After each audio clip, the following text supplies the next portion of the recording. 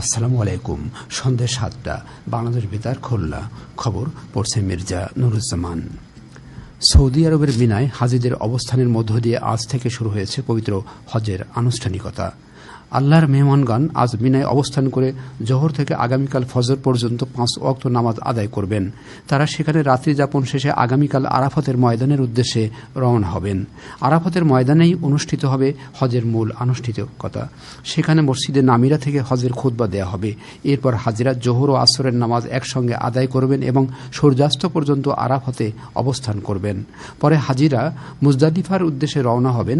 মুজদালিফায় হাজিরা একসঙ্গে মাগরিব ও এশার নামাজ আদায় এবং পাথর সংগ্রহ করবেন। 10 জিলহজ জামারায় হাজিরা বড় শয়তানের উদ্দেশ্যে পাথর নিক্ষেপ করবেন।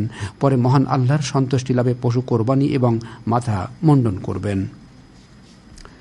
দেশের অন্যান্য স্থানের মতো খুলনায় আজ যথাযোগ্য মর্যাদায় জাতীয় কবি কাজী নজরুল ইসলামের 127তম জন্মবার্ষিকী উদযাপিত হচ্ছে।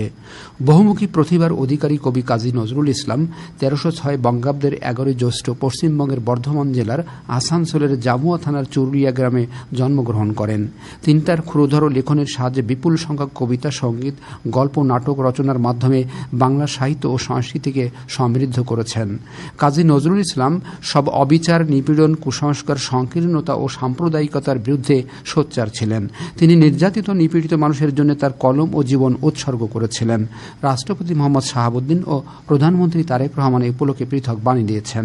খুলনায় কাজী নজরুল ইসলামের 127তম জন্মবার্ষিকী উপলক্ষে বিভিন্ন কর্মসূচি গ্রহণ করা হয়েছে।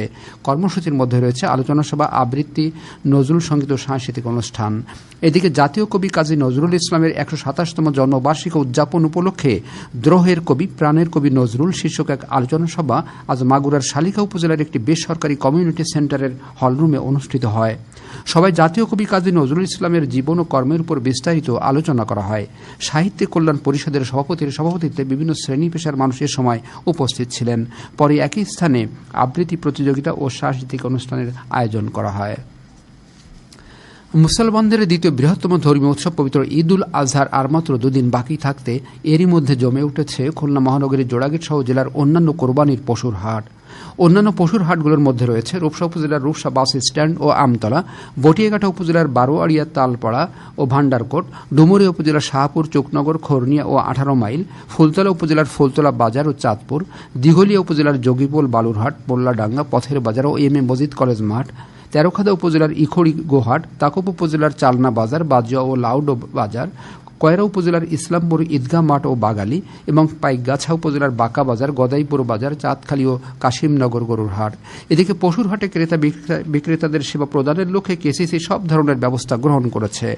পশুর হাটে ক্রেতা বিক্রেতাদের খরতাপ ও বৃষ্টি থেকে রক্ষা পেতে একাধিক শেড নির্মাণ, নিরবচ্ছিন্ন বিদ্যুৎ সরবরাহ নিশ্চিতকরণ, পর্যাপ্ত পানীয় জলের ব্যবস্থা, কম্পিউটারাইজড পদ্ধতিতে হাসিল আদায়, হাটে জাল টাকার ব্যবহার রোধে বাংলাদেশ ব্যাংকের ব্যবস্থাপনায় জাল নোট শনাক্তকরণ মেশিন, হাটে আগত ক্রেতা বিক্রেতা ও পশু চিকিৎসার জন্য পৃথক স্বাস্থ্য কেন্দ্র, হাটের পরিবেশ পরিচ্ছন্ন রাখা সহ পশু বর্জ্য দ্রুত অপসারণের ব্যবস্থা রয়েছে।